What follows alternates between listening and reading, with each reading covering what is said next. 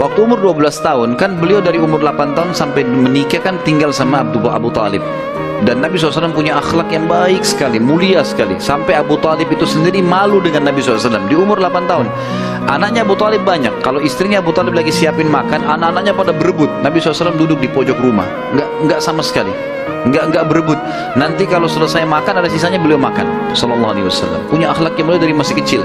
Sampai Abu Talib bilang sama istrinya, khusus untuk Muhammad sisipkan makanan.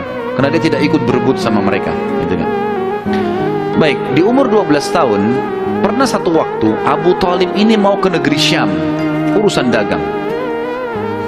Pertama kalinya Nabi SAW, biasanya Nabi ini selalu pemalu, nggak banyak minta dan nuntut ke pamannya.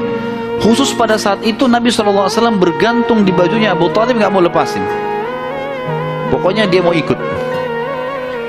Abu Talib heran, nggak pernah Nabi SAW berperilaku begini. Musyawarah sama istrinya, nggak pernah Muhammad begini.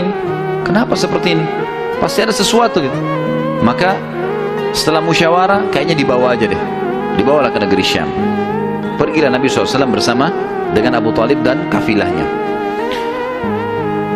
Pada saat mau tiba di negeri Syam, sebelum tiba di negeri Syam, kafilah ini melewatin sebuah gereja teman-teman sekalian, dan di situ ada satu pendeta bernama Bahirah.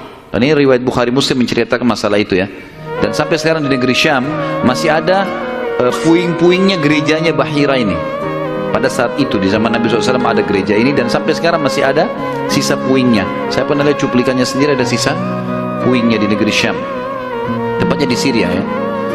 Kemudian teman-teman sekalian, pada saat melewatin kafilah ini melewatin gereja, si Bahira ini kepala pendeta di gereja itu memang lagi nunggu informasi tentang Nabi terakhir nih.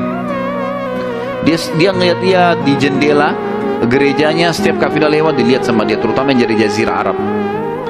Waktu secara kebetulan dengan hikmah ilahi lewat kafilahnya Abu Talib, dan kafilah ini agak berbeda dengan yang lainnya. Kafilah itu berarti 3 unta ke atas ya, baru dinamakan kafilah. 3 ekor unta ke atas baru dinamakan kafilah. Setiap waktu lewat kafilah Abu Talib ini ada awan yang menaunginya. Beda dengan kafilah lain, padahal lagi terik matahari.